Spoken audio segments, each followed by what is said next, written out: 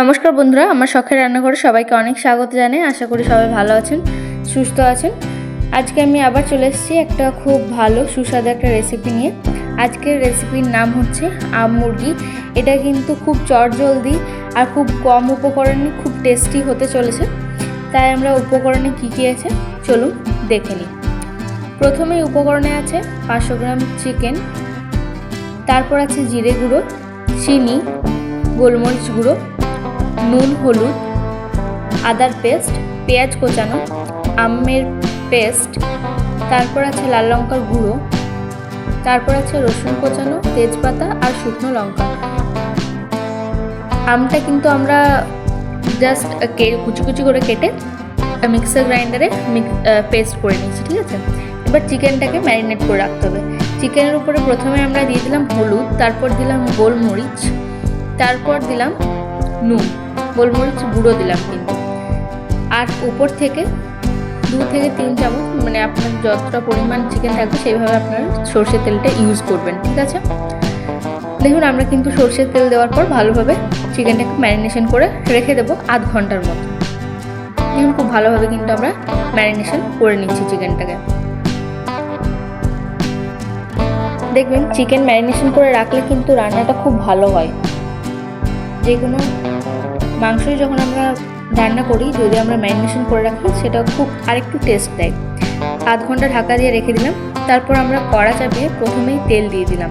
সর্ষের তেল ইউজ করবেন কিন্তু।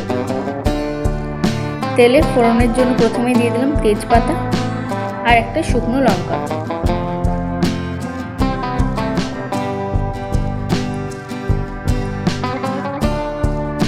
একটু গরম করার পর প্রথমে আমরা কিন্তু দিয়ে দেব 1 চামচ মতো চিনি।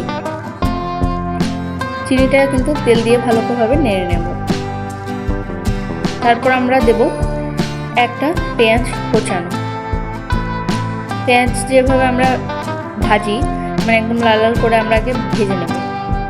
দেখতেই পাচ্ছ যে আমরা খুব ভালোভাবে পেঁয়াজটাকে ভেজে নিচ্ছি।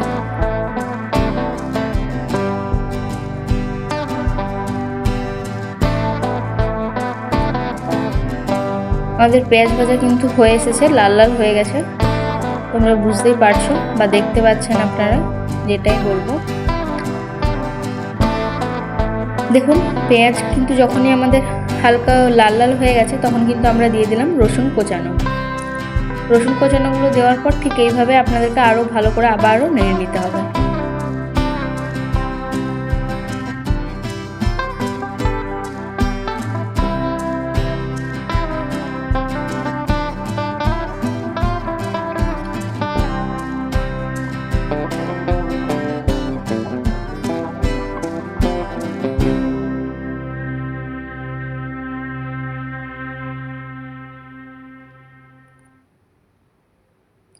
দেখুন, আমরা কিন্তু ভালোভাবে পেঁয়াজ আর রসুনটাকে ভালোভাবে ভেজে নিলাম। তারপর আমরা এখানে দেব আদার পেস্ট, জিরে গুঁড়ো, নুন, হলুদ আর লাল লঙ্কার গুঁড়ো।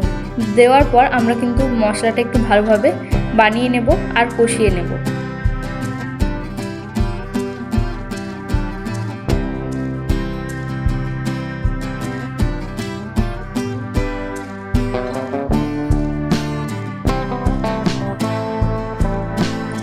তারপর আমরা একটু যখন দেখলাম একটু তেল বেরিয়ে আসছে মশলা থেকে, আপনাদের আমি একটা নয় প্রত্যেকটা রান্নাতেই বলে থাকি, যখনই আমরা দেখব মশলার মধ্যে তেল ছেড়ে এসছে, তখন আমরা জানবো যে মশলা কিন্তু প্রায় কষানো হয়ে গেছে, তাই তেলটা ছেড়ে এলো। ঠিক আছে, মশলা কষানো দেখতেই পেলেন। তেল ছাড়ার পর আমরা কিন্তু আমের যে পাল্পটা ছিল সেটা দিয়ে দিলাম।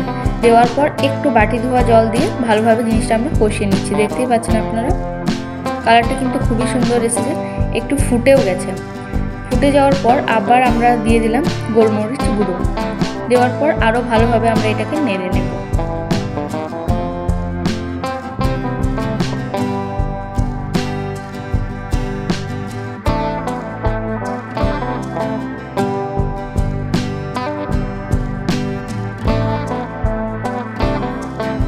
দেখুন, আবার কষাতে কষাতে কিন্তু মশলার মধ্যে তেল ছেড়ে দিয়েছে আর মশলাটা কিন্তু মোটা হয়ে গেছে। যে জল দিয়ে যে ফুটে ফুটে যে থিকনেসটা আছে সেটা কিন্তু চলে এসেছে মশলার মধ্যে। আর মশলার মধ্যে কিন্তু তেল ছাড়তেও শুরু করে দিয়েছে।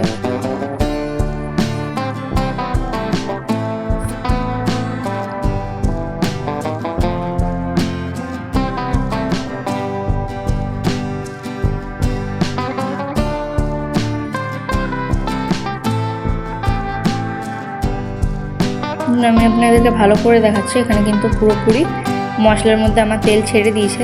যখনই দেখবো তেল ছাড়া হয়ে গেছে তখন কিন্তু ম্যারিনেশন করা যে চিকেনটা আমরা রেখেছিলাম সেটা কিন্তু মশলার মধ্যে আমরা দিয়ে দেবো।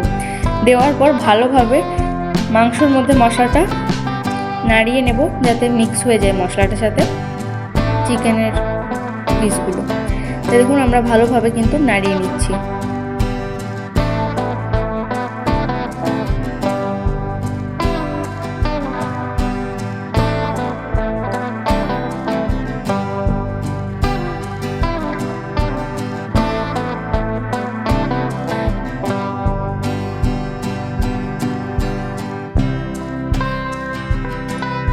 এই রান্নাটা কিন্তু খুব সুন্দর, আপনারা কিন্তু এটা আমি আপনাদেরকে বলবো, এটা কিন্তু আপনারা একটু যদি কষা কষা রাখেন খুব ভালো হয়। ঝোল দিলে তো অবশ্যই ভালো হবে, যদি আপনারা কষা কষা খেতে চান সেটা তো একদম মানে লাজবাব হবে। আমার মুখে এখন জল আসছে এডিটিং করার সময়, এত সুন্দর হয়েছিল। আর এটা ওয়ান অফ মাই মানে কি বলবো ফেভারিট একটা ডিশ, তো আপনারা অবশ্যই বাড়িতে ট্রাই করবেন। দেখুন আমরা কষানোর পর শুধু একটু মতো বাটি ধোয়া জল দিয়ে দিলাম। এখানে কিন্তু বেশি জল দেওয়া ইউজ করা যাবে না, কারণ যেহেতু আমরা এটা কষা করছি। যদি ঝোল করবেন তাহলে একটু পর কষানোর পর আপনারা কিন্তু জল দেবেন। এখানে কিন্তু আমরা 10 মিনিট থেকে 5 মিনিটের মতো ঢাকা দিয়ে খুলে নিলাম। দেখুন জল কিন্তু চিকেনের থেকে ছেড়ে দিয়েছে, দেখতেই পাচ্ছেন খুব সুন্দর একটা চিকেনের যে থিকনেসের মধ্যে আছে সেটা কিন্তু চলে এসছে। খুব দারুণ হয়েছে জিনিসটা, আপনারা এটা অবশ্যই বাড়িতে ট্রাই করবেন। আর আপনারা যদি ঝোল করে করতে চান, আপনারা যদি গ্রেভিটা বেশি চাইছেন জল দিয়ে, তো আপনারা একটু পর এখন যে আমরা নেড়ে নিচ্ছি সেই সময় আপনারা জলটা ইউজ করতে পারেন। যেহেতু আমরা এখানে কষা করেছি তাই আমরা কোনো রকম আর জল ইউজ করিনি। আমরা কিন্তু ভালোভাবে নেড়ে নেড়ে কষিয়ে নিচ্ছি জিনিসটাকে।